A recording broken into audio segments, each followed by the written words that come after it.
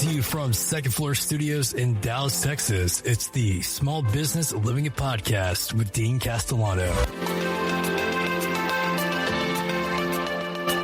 So here, we are here up in Second Floor Studios. If we look a little glowy, it's because our AC's out and it's 103 outside, but I think we've lowered the temperature to about 85. So, I'm going to be in all of it. So.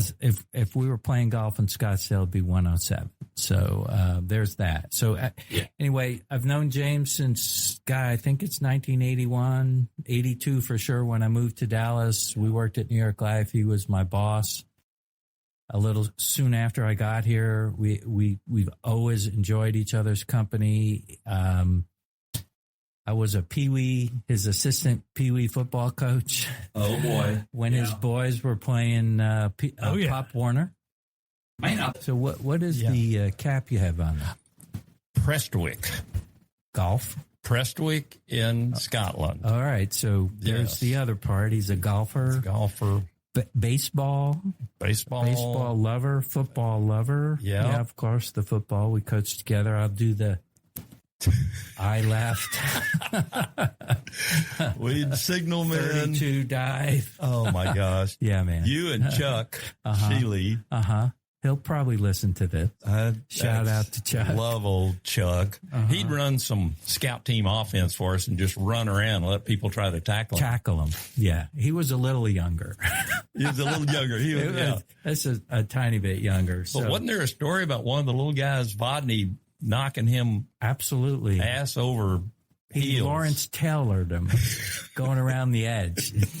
Chuck didn't make the edge. He didn't make the edge. Vodney got he broke his leg or no, he just got tackled. He was trying to run a bootleg. 8-year-old or a 10-year-old. This little guy was a phenomenal talent and just came at Chuck, cut him right at the knees, and Chuck flipped over. Not the drug LT part. No. This is before LT. This is before LT. Gotcha. This is a good little football player. Who LT was when that happened. So this is small business. We call it living it. It's a phrase I borrowed from Philip when we worked together. He's like, in order to be successful, you got to live it. So that's where our title came from. So here you are. Can I say your age, or you want to say your age? Hey, let's say over 70. Okay, so you've been in the business. I would have guessed that. Thank you, Wes. No, I'm not just saying that. Since 50 years? Yeah, since the mid-70s, after TCU went straight to, basically straight to New York Life. Mm-hmm. And as I was telling Joe, they paid us a boatload of money back then to work for them. So that's, to the point, that's big business. Yeah. So you and I both started in big business, and we've transitioned to small business. Yeah. Right? So now you are a sole practitioner for Yeah. So maybe talk about the evolution of all that. Well, at every step in my life, I've tried to use my background to step up and advance my career, whether it's in banking or consulting or what have you. And now you just use all the resources and all the knowledge that you've gained over 40, 50 years of doing this, and relate it to current day deals. Mm-hmm. And the fun of it is, even at my age, every deal is a little different. Every deal has a twist. Every deal has something to learn. Is that the fun part for you? Yes. I used to get stressed out about, oh man, I got things I got to do today. I got troubles I've got to solve. Well, hold it. God is allowing me to solve the problems of the day, and I have the honor of solving the problems. And when I solve them at the end of the day, it's a glorification. It's a celebration. Now, don't solve them all. Well, and the evidence is you've solved the most. I solved the most of them. But it feels so good to do that. That's why I'm not a fan of retirement. Mm-hmm. I love golf. Mm-hmm. Yeah. I can't play golf every day. Yeah. I can't can't do it. Yeah, cheat out to the camera. Show the what? shirt. Oh, the shirt. Oh, yeah, here we go. Yeah. Well, golf on the hat. Yeah, Golf on the hat, golf on the shirt. Yeah. St. Andrews. Both of them Scotland. Yeah. Prestwick and the Old Corset. But, retirement's overrated, guys. Yeah. Do you just evolve? Yeah. But I don't want to play golf and sit and twiddle my thumbs and wonder what I'm going to do in the afternoon. I've got things to solve now. I'm a home builder now, so I get to do that. Yeah, we can talk about the multifaceted nature of what you do, too. And that I kind of evolved into that because Mom and Dad passed away, left a good old chunk of property that we turned into 28 single-family lots, and we developed it in single-family lots and then built the homes on it. That really, that reminds me that we talked about Toothman. So what was it that Toothman saw that drove him or wanted that took him out to Rockwall and buy a big plot of land? Because that was visionary in a way. I mean, did he just want to get the hell away from civilization? Or did real estate seem to be a power in your family? It was, however, it was based on a real wrong decision. Interesting. Because that's kind of a cool saying, not gonna lie. He and his buddy, Kirby Albright, who you may have remembered, decided, hey, we're either going to move north on 544 and Preston Road and buy some big old chunks of property up there, or we're going to move east. Why? Because they're building a lake out there. The new Lake Ray Hubbard. So they decided to go east. And my mom loved it because she was raised on a farm and wanted horses and all of that. So I think the original tract was like 20 acres. And so we had horses, we had cows. They built a house out there, moved out there in 1970. So how old were you then? Were you? I was already out of TCU, or I was in TCU at that time, so I didn't get to live there. And Dad and Kirby did real estate deals all over, east in Rockwall County and that area. But I always tell people, wrong decision. Had he bought 100 acres on 544. I wouldn't be sitting here. You'd be talking to me from St. Your John's. private jet. I understand. Something. I'd be somewhere else clipping coupons. But Rockwall's a great home. It's a great place to raise a family. So there's a lot to be said for that. So my two younger brothers were all raised right there, went through Rockwall High School, all elementary school and high school. So it was a great decision for family. It could have been a better financial decision. And my dad was a great mind from a business standpoint. He really knew his stuff. And so it was a great move. Did he belong to DAC when he moved east? Did that influence that a little bit? He had already joined DAC in the mid 60s. I want to say 63, 64, 65, right around in there. So did his real estate dealings or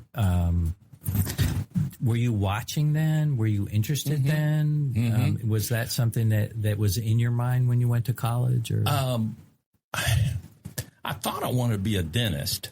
Okay. And would work in his office in the summers, doing everything, developing x-rays, working chairside, doing the front desk stuff, doing a little bit of everything just during the summer. Enjoyed it, but it wasn't for me. I didn't want to be tied down in an office. Got it. I got that pretty clearly. Well, there's a taste of small business right there, too. Well, that's right. Yeah. But Dad would come in and look, and he'd have a month of patients lined up. Wow. And to me, that was confining. It was like, oh, interesting. Okay. It was almost claustrophobic. Like, wow, there's 30 days there, and everybody's filled with 30-minute, wow, appointments. And So you didn't see that as dollar signs? I see that as consistency. I was like, I am nailed to this. I didn't That's see really interesting perspective. Now interesting about the dollar signs. My dad, at the end of every day, would ask his front office lady to do a ticker, a 10 key, the old 10 key, and say, I want to see what we grossed today, not what we collected. Sure. Because some of it's billed. And she'd bring him a ticker and put it on his desk at 6 o'clock. And then he'd come home, have dinner.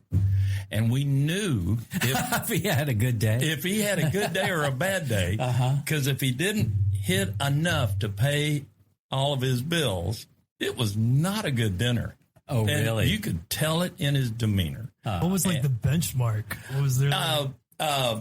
You don't mind me asking. Yeah, that's an interesting question. 50 years ago. I think it's like maybe $1,500 or so to clear rent and salaries and all the other insurance and the supplies and whatnot.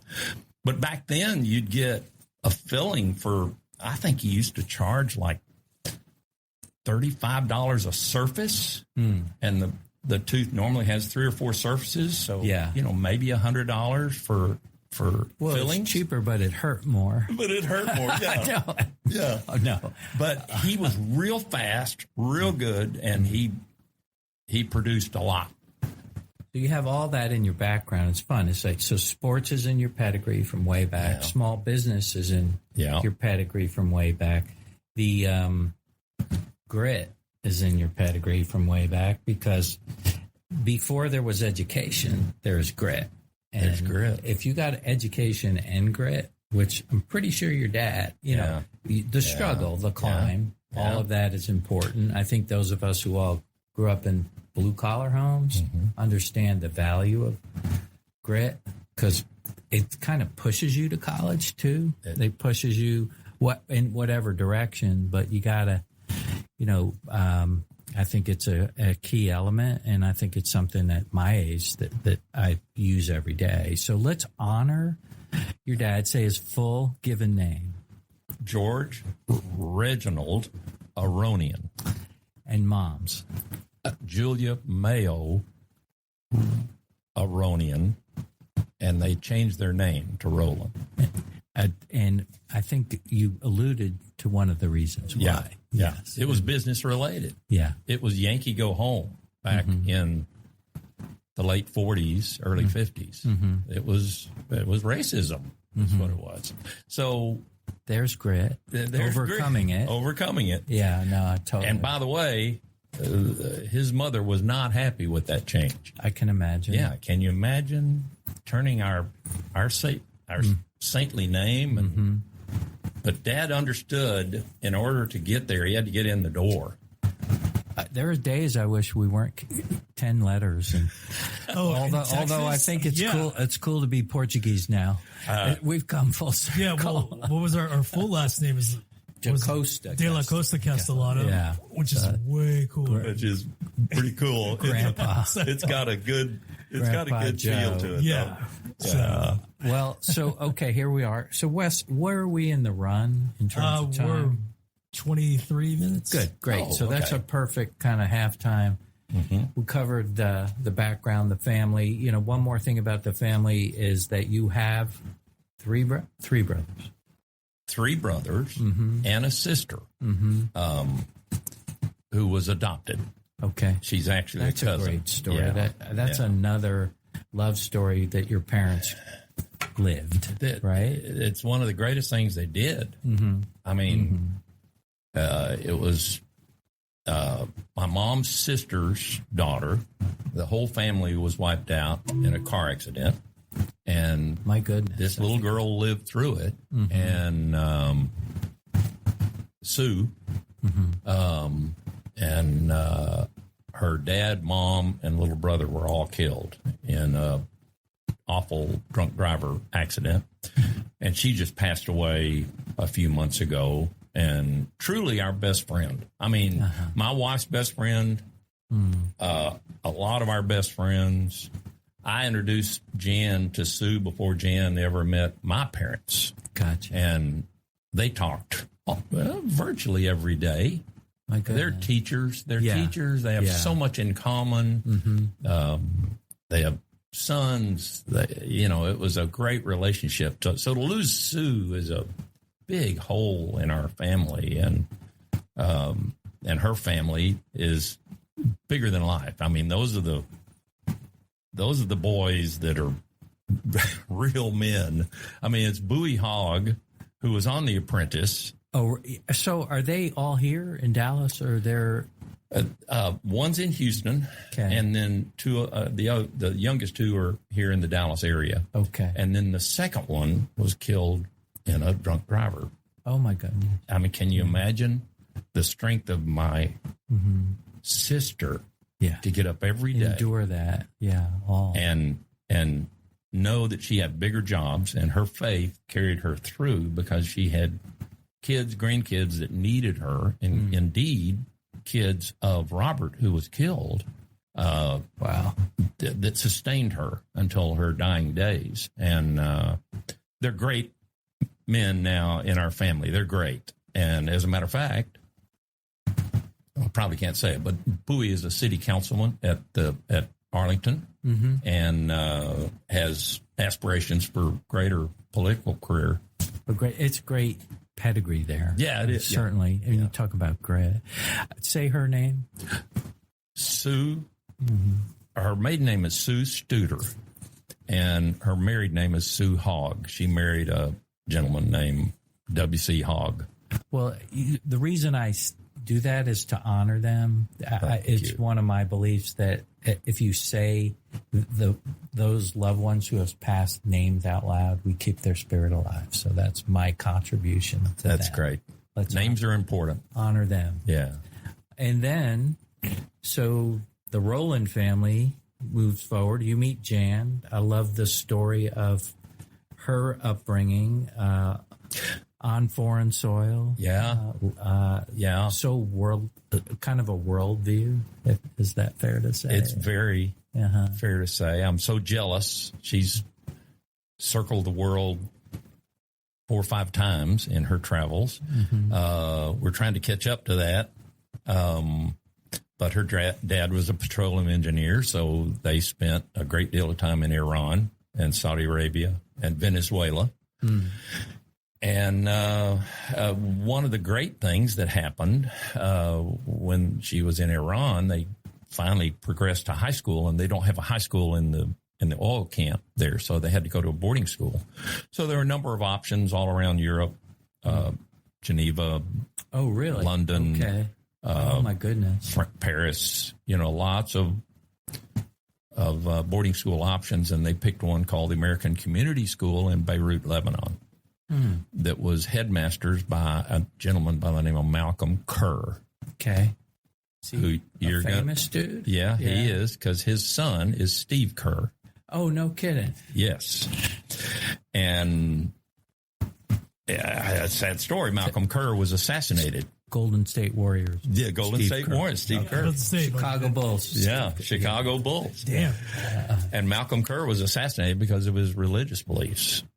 And so Steve Kerr, I don't think he ever went to the American Community School because he went to Arizona and went to University at Arizona, was an All-American there. Yeah. But he's tied directly to the American Community, or AUB, I think is what they call the big university that kind of encompasses all of American University in Beirut and American Community School in Beirut. So did you meet Jan at TCU? At TCU. Okay. I met her at TCU. And, if anybody can match James's energy, and you can sense it, he's got a ton of energy and a huge heart, it's Jan. I mean, she's got an extra battery. She does. She's radiant, and she's full of energy. She's so friendly, and she's so lovely. She bounces good because we have 3 sons that are just dynamos, and you know them. Yes, and we have 9 grandchildren. So she's having to stay up with all of them. And 3 of them are real close. So we're involved in Justin's 3 a lot because we're stepping in like our parents did for us when we needed some help or babysitting or guidance or picking up at school. It takes a village. One more little family segment because I have so part of the Pee Wee football coaching was both James' older sons, Jared and Jake, and both were talented. You know, we're all young. It's before your body's fully developed. I think they became more baseball players than football players eventually, or basketball players. Basketball. And there's a time, and Jake is a lovely dude and younger than his brother. And I think he made a mistake or something. He missed a block, or somebody got around him, or he fumbled or something. And he goes, I'm going to go take a lap. I'll never forget that. He gave himself a lap. Good on you, Jake. So I had so much fun. I wasn't a dad at that point. You already had sons, being all part of that together. So family man. So we could do a whole episode on family, and I'm really glad been that blessed. We've been very blessed. We're back there, and it's fun. When James did turn 70, he did have a party, and the place was full, and there were pictures of us as coaches. You don't have your mustache. The mustache. Oh yeah, man. He had the. The Tom Selleck? He had the porn stash. Yeah. The porn stash. Why'd you shave it? Yes. Oh, it's back and forth. Hey, I shaved it one time, and somebody came up and said, "Man, you look so young." I went, "Oh, that's gone, done." Because it was turning gray, guys. It was turning gray. So anyway. So here's the thing. Very common in both of our career paths is that we started out as lenders, and I'll call that a principal side. Like you're in control of one side of a transaction. You've also been a developer, which is the other side of the transaction, the borrower, what I would call the consumer of capital, the provider of capital. You've been a provider of capital more than once at the credit union. Now you're a middleman between the provider and the consumer of the capital. And when I talk to young guys, I say if there are careers in this business in capital markets that can suit your personality, right? So I like being a lender. It's just something that I started out in. I like the creativity, but I also like solving problems like you like solving problems, but I like solving problems that allow transactions to occur. You're conducting. I might be more of a player. But so what attracts you? Which part of that do you like the best? Do you like being in the middle the best, or did you like being a lender or a developer? I think in the perfect world, I like being a lender, having the gold, and being able to dole it out to the people that it's worthy to. Sure. And analyzing that and watching over that. The problem solving, being in the middle, is intoxicating because when somebody says they can't do that, you go, well, that's under these circumstances. Let's change the circumstances. And now all of a sudden, well, I can't make that loan based on that loan to value. Well, okay, you can. If I put $1 million up, you'll loan me $1 million. Well, yeah. Okay, well, I don't have $1 million, so let's negotiate somewhere in between that. Right. But that's when the games begin, is the balancing between the developer and the lender and trying to manage all the relationship there and the deal. And if the deal doesn't work for both people, it's a bad deal. You've got a bruise there that you have to fix. It's the perfect question. So what makes a good lender and what makes a good borrower? And then the last question to that is, how do you navigate the middle of that? I love lenders who know in a hurry. Mm-hmm. Hey, this is a deal we can do. You happen to be in one. I know. In one above the headquarters, the world headquarters. Yes, of course. I love I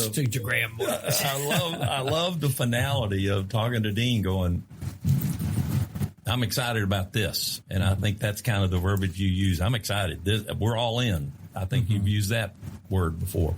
And then once that happens, sure, there's something that can tear the deal up. But if the deal sticks to its original profile, it's going to make. Mm-hmm. And there are very few of those lenders out there. There are very few of those lenders that are out there. On the borrower side, that's hard because they come from all different aspects. Yeah. And some of them are not experienced enough to do the deal, but they think they are. Okay. It's like banking, and I've banked people that are bankrupt and have no idea that they're bankrupt. Do you feel appreciated by one side or the other more? Because the reason I left the middle is I didn't feel like the borrowers, and that was on me. Yeah. Were like, we charge a fee, the value proposition and what we were doing in the middle always felt discounted. Not always, but there were guys that absolutely appreciated it. There are a lot of them that don't appreciate what you do or the relationships that a lot of developers, sure, borrowers, that don't appreciate it. And as soon as you give them the $10 million that they're looking for, they're gone. Yeah. And they don't appreciate, what you can bring to the table as a quasi chief financial officer, basically. That's kind of, because in my way of doing things, as you did, I don't stop at the fee collection. Sure, in other words, if there's a problem between the borrower and the lender, I've got a problem. And that can be 2 or 3 years down the road. I'm a witness to that. For you. Yes. I know. We've lived it. We've lived it. Yes. There's a deal down near Austin, Texas. Yes, it is. It'll be just fine. It was well underwritten. It was well underwritten. And there was an experience issue there that they didn't quite have They had the collateral. That's just not necessarily. But yeah, it's from a lender perspective, what I can say to the world out there and the hopefully millions that might listen someday. If it's all your family, we got a huge audience. That's right. We got to start. We got a lot of, is that nothing's more appreciated by a lender than a good middleman, advocate of both the deal itself, but good information, good diplomacy, if that's the right word, because stuff happens. And the information that comes. And what I can say to borrowers is whatever the cost of that is, your resources are better spent on other things, allowing a middle guy, a capital markets, mortgage banker, mortgage broker, whatever we call ourselves at that point, to shepherd your deal. And the incremental cost of that, because in a lot of ways you're getting a broader scope of lenders, you're getting 50 years of wisdom, you're getting, if James calls me and I got 6 calls to return, I'm pretty sure his is first, okay? Because there's a deal there. Yeah. There's a relationship there. Yeah. There's trust beyond trust. Yeah. And I know that he's looking out for me, but he's also looking out for the borrower. I mean, he's trying to thread that needle of win-win, which I might have heard for the first time in the New York Life shop, because coming from New York, it was never win. It didn't feel win-win to me. And I've said that here before. It felt I got to kill you to win, or you're going to kill me. So like we're going to just square up. Yeah. Well, it was a powerful sword that we had at New York Life. Mm-hmm. We were one of the big boys, and sometimes that didn't feel good. Mm-hmm. But when it did feel good, and we did it, and it was a win-win. Boy, it was a great day. Yeah.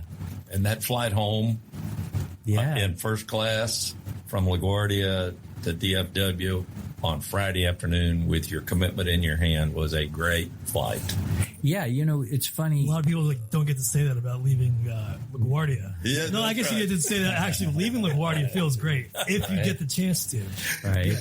Good point. On time. Wes. Hey, I do have a story about the New York Life days that I observed. I didn't really participate in. Is that Trammell Crow came? Was it $100 million they needed for the market center? For the market center, yeah. And somehow you came through Lomas and Nettleton. Yes. And we teamed up with Equitable. Is that true? That's right. Did we do 50-50? I think it was something like that. 40. It was 50-50 of the loan amount. Yeah. And I want to say our loan, it was one of the biggest ones we'd ever done. 40 to maybe 50 million. It was 1981 or 2 or 3 or whatever that was. And oh, by the way, does anybody know the market centers are ground lease? Yeah, that's right. Like a lot of ground leases is very complicated collateral. Yeah. Our old buddy Ken Huddleston did the underwriting on it and did a masterful job on it. And actually, if you'll recall, what they did is refinance the market center and took some cash out and used that cash to build the Anatole. There it is. See, I didn't know.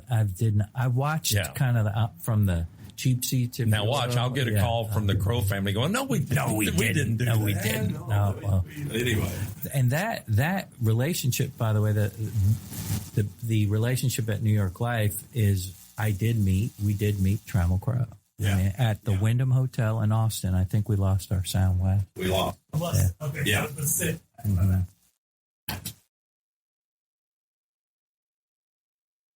Try it again. Test. No. Here. Hang on. You got me. The Crow family.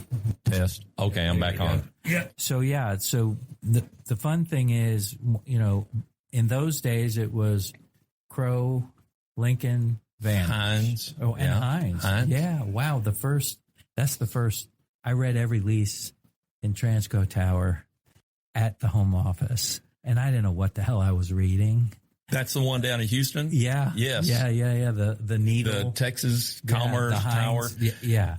I got a funny story. Could tell me. Okay, we're going for the final inspection with Ron Fuchs and everybody. We do the final inspection and then a closing dinner with the Hines people. Mm-hmm.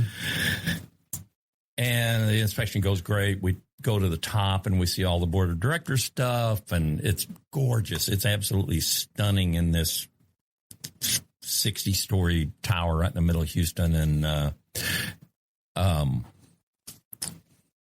the head of the deal was a guy. Well, I won't say his name, but anyway, we go. Well, I have to because it's part of the story. Michael Topham worked with Hines, and he was a great guy. And we had dinner, and we were sitting at dinner, and I go, boy, this is just great. And Michael, what, you married? And, oh, yeah, my wife's name's Jen. And I said, where'd you meet her? He said, I met her, in Dallas, but she went to high school in Beirut. Oh, really? And I went, man. Well, Jan hold it. What high school did she go? He said ACS, American Community School. I said, well, hold it. So did my wife.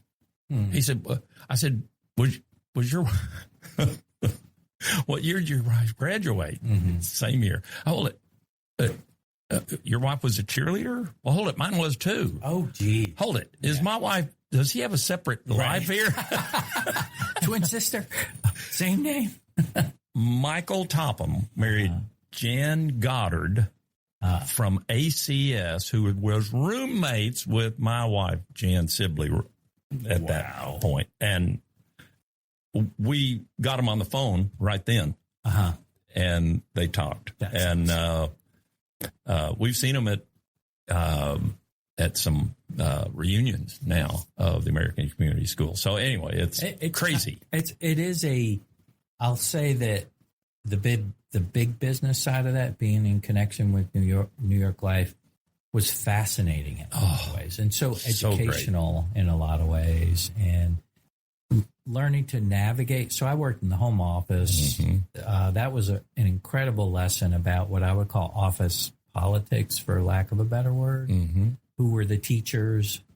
Who were threats? Who were? Yeah, it was really interesting to me. I loved working. I landed in the best spot I could land in, which was the Western Division. With Pat Hudson, Chester Brower, and Tom O'Connor, and Abby Sanger. And I'll never forget their names because they were like mentor teachers to me. Because I can remember going back to grabbing a file.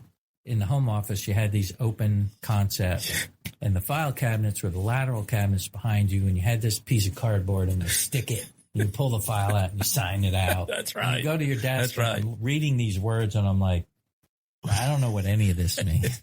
Maybe one day I will. And then Chester Brower, who was so formal and so smart, would speak in this like almost lawyerly, formal language, and he was like big, tall, handsome guy, and I'm like, I kind of don't know what he's saying, but they all were so kind, and everybody was so generous. And then I came to Dallas, and everybody there, what a great team. I'm just going to say that was very cohesive. You guys were all great. So of course, good. Anchored always by someone like Elizabeth Cook. We'll say her name out Sainted loud. Elizabeth Cook. And then I don't know, did you and I just get the itch to go smaller? Yeah. Well, it was. Were you frustrated at New York Life? Or because I was, I have to say. I think at that point, there was so much activity around us. The opportunities were flying around us. Yeah. And what were we making? We were making nothing. And any offer was like sensational. And when you went with Philip, we weren't great because we lost such a key guy, but the activity, there were so many good deals with Crow and Hines and Lincoln, and there were so many good deals, and the Jim Brownlows and the Lomas Nettletons of the world guiding us through the maze and finding the right deals. So, because, the craziness is that we would negotiate our own deals and underwrite them and then go appraise them ourselves. Appraising your own deal. That's what one of the things Joe says. You have to turn down your own deal when you're a lender. That's right. But Ben McEwen was always there looking over our shoulder. He would always. Gotcha. He would always be the quality control. So let's just have a minute of fun because we were, I forget where the southern region or the central region or whatever our territory was, but let's talk about some of those middle guys that were kind of formative and fun, and let's like the Kerry Frenches and the Kerry French. We talked about Mac Rogers and of course Rob Butis, Mac Rogers, Rob Butis, a favorite. Yeah. By the way, Jason Rice, whose dad is, and I forget, I really am. I'm bummed that I can't remember his dad's name. That was, I'll remember it. In Houston, mortgage banker Jason. Oh yes, came to work for us at Northmark, and now he's at. I think he's at Berkshire Hathaway. Is that right? One of the. Yeah. He's a rock star. Is he? Mortgage guy. There were so many guys. So, do you remember Ron Sapio? Was that his name? Ron Sapio. Yeah. So I'm going to give you a culture different story. I moved from New York, and I probably still talk fast. I'm not sure. I don't think so. Not too bad. So when you're when you get on the phone in New York, and Philip Asker and I do this too. It's like It's never hi, how you're doing. You always know the voice. Now you know the number because now you know can see it. Yes. Right. And, you know, typically it'd be like, did you get that lease reviewed? It wasn't like, hey, Dean, this is, you're like, did you get that lease reviewed? In an hour, click, right? So that's 10 seconds. Boom. So I come down to Texas. A lot of the day is receiving calls from middle guys about doing deals. So it'd be like, hey, Dean, this is Ron Sapio. And Ron, if you're out there, I love you, man, because I tell this story a lot. How was your weekend? You know, and I don't know if we talked about the Oilers or the Cowboys or the Astros, but it had to go to sports. And it went to family. Ease into the business. Polite. And I'm like, the first couple times this happens, like, what the hell do you want? Like, talk to me. I don't have all day to talk. I actually did have all day. Yes. Yeah, it was kind of slow. We weren't doing a lot of new deals, but it became, I learned that establishing rapport, getting the pace, to know somebody. Yeah, that's a good way to say it. It's a different pace down here. And has that changed? No, not so much. Not that I can tell. Now, I've known these people for 40 years, so maybe that's a part of it. We're already by the how you doing stuff. But it comes down to you got to be good at what you're doing, or those relationships just become superficial. Yeah. If you're not good, they're going to find somebody who's good. It's like anything you do. Boy, when you get picked off and it's your turn to pinch hit, you better be ready. Yeah. Because you may not get another opportunity. And so, I'm on the road at Scotland answering my phone, and the guys with me are going like, quit answering the phone. So the guys, I got to answer the phone. One of these people may be buying a house. Yeah. And they're like, oh, okay, we get it. We get it. How did this trip How did this trip get paid for? Yeah. Right. Or how is it gonna get paid for? Hello. Man, I picked the wrong one. He's I always knew you were a little tight there. Wes can edit all that. Yeah. So, He's a little white. Think I know why? Straight line. Okay. Test, 1, 2. I'm back. We're crossed. The wires literally got our wires crossed. Do not do that. So, we learned that. It's a 25-foot cable. Yeah. So I try to make it tidy, and that's what made it all screwed up. All right. Where are we time-wise, Wes? 52. All right. So we got about 5 more minutes to talk. What is it? Is there anything about business or that you'd like? Would you like to impart some wisdom on some young guys that are at TCU right now? We had an intern this summer. It's TCU kid, great kid, Maddox Stretz. Shout out. I would say, boy, my advice is follow your passion. Are you getting this? Yeah. Getting the audio? Okay. Yeah. Are you not hearing yourself? It's just a little muted. It's a really good question. Can you try it again? Test 1, 2. Can you hear me? I can hear you. Okay. Yeah. Okay. That's probably all right. It's just. There it goes. Uh-oh. Now it's back in. Yeah. It's better. Yeah. I really love what I'm doing. Okay. So I work all weekend and never think that I'm working. I mean, I'll look at pieces of what I'm doing, whether it's building houses or talking to a lender or talking to a borrower or whatever. So my passion overcomes anything that I put in front of it over evenings or weekends. I'm ready to do it. Follow your passion. If you get to Sunday night and you're excited about Monday morning at 8 a.m., you're in the right spot. So here's a question. Okay. Because this kind of just occurred to me.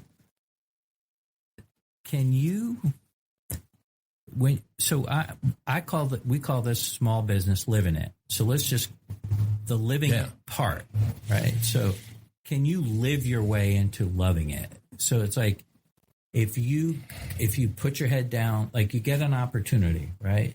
I didn't know commercial real estate finance existed when I graduated from college. I thought banks, whatever. Yeah. They made loans on buildings or mortgage companies on houses. I did not know about the whole capital markets thing.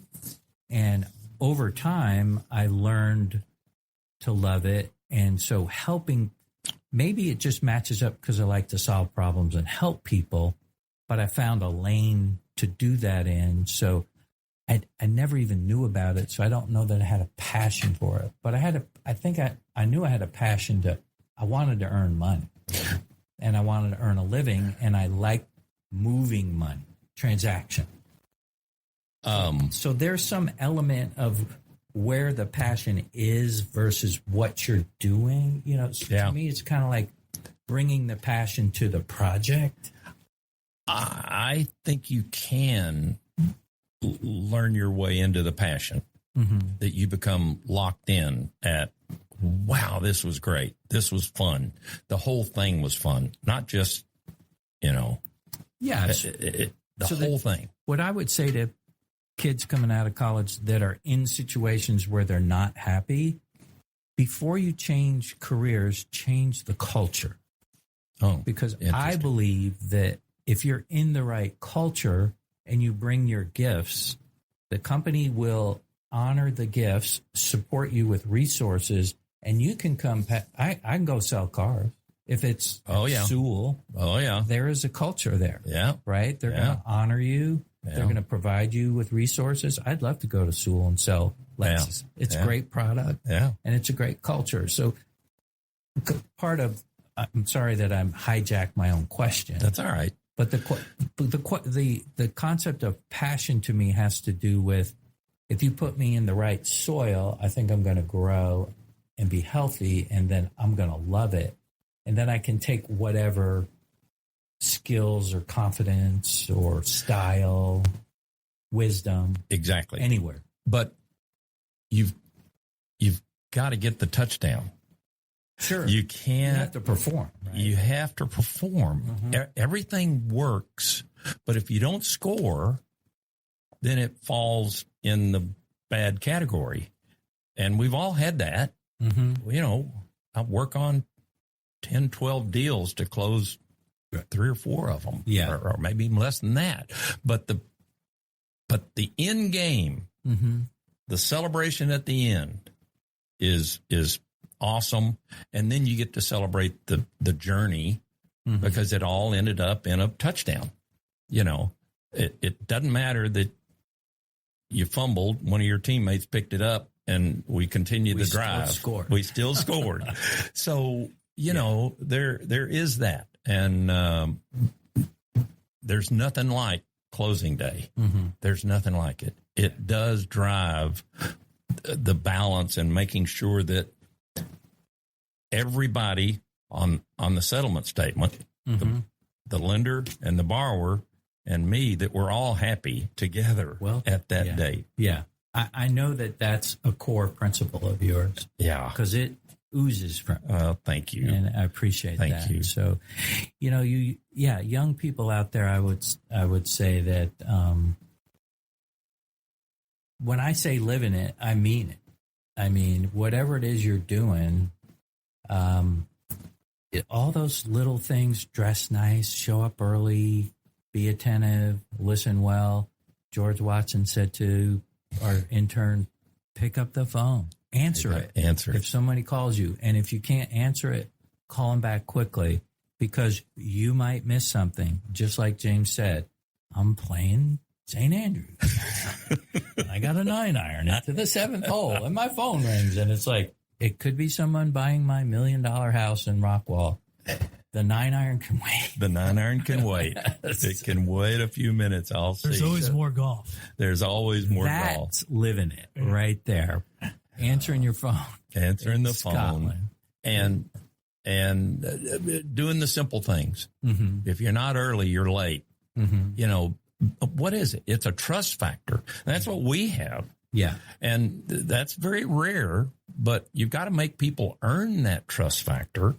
And how you do it is being responsible and being there and being reliable. And I just talked to a bank today saying, you know, I know you lost your banker, and that's the guy I was talking with, but I'm your guy. I was talking to the president of the bank. I'm your guy. When you have a problem, I got a problem. Yeah. And he appreciated that. So be responsible, be attentive, answer the phone, even if you're playing golf at the old course at San Andrews. I'd also say maybe start big and work small. I know it's alluring to go work for like startups and small companies and stuff like that. And I'm sure that there are success stories there. But I think what my experience was, I didn't get a master's degree, but I felt like guys like James, those people who mentored me and taught me in my first 3 or 4 years of real job. Mm-hmm. That was my master's in commercial real estate. And I think the thing that's most important to learn is what I would call style. I think you're calling it attentiveness. I think you're calling how you build relationships and trust. Mm-hmm. Philip asked you what I always say, style. That's great. He would purposely make you feel like how he participated was not a threat to anybody. He was there to help everybody. Yeah. And so people trust him like automatically. So, and I would like to say that of all, I think in the business, you're the one person on the planet that I've known the longest and probably spent the most time with. Well, and so happy that we're able to continue to transact. Let's keep going. You are the 2025 leader at the halfway point. James has done more business. Terry Dell Capital. Did you hear that? I know it. Brian, love you, buddy. Sorry, love you, buddy. So let's do more. Yes, absolutely. This was fun. Thank you for putting it all together. Yeah, thanks for coming by. Wonderful. Absolutely. And Wes, good job. Good. Yes. Yeah, fixing stuff on the fly, baby. Troubleshooting. Fixing it on the fly. That's what I do. I did not feel that warm. I mean, no, it's fine. I love it like this. It's comfortable. Yeah. It's great. Well, come to Second Floor Studios, you get your suntan, and you can feel the heat. Yes. Well, I'm all about losing weight, so I may have lost a pound or two. So what the heck? Yes, it's good. All right, guys. Well, it was a pleasure as always. Yeah, man. Awesome. Oh. The SBLI podcast is an independent production published monthly on the first Thursday of the month. We are broadcasting from the Second Floor Studios located in the Graham Mortgage home office in Dallas, Texas. To learn more about Graham, visit their website, gm-tx.com, or find them on LinkedIn. To hear more episodes, go to anchor.fm/SBLI to find us on your favorite podcast listening platform.